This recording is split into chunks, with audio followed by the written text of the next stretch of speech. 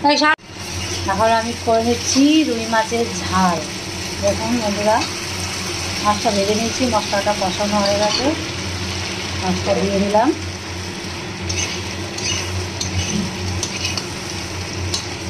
মশলার সাথে মাছটা কষিয়ে নিলাম।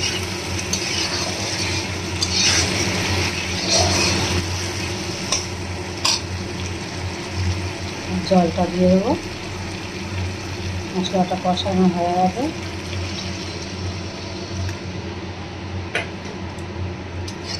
জলটা দিয়ে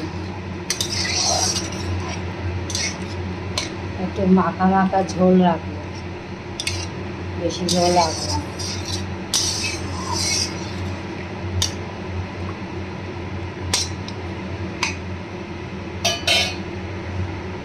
হয়ে গেল আমার মাছটা। দেখুন কিরকম মাখা মাখা ঝোল করেছি।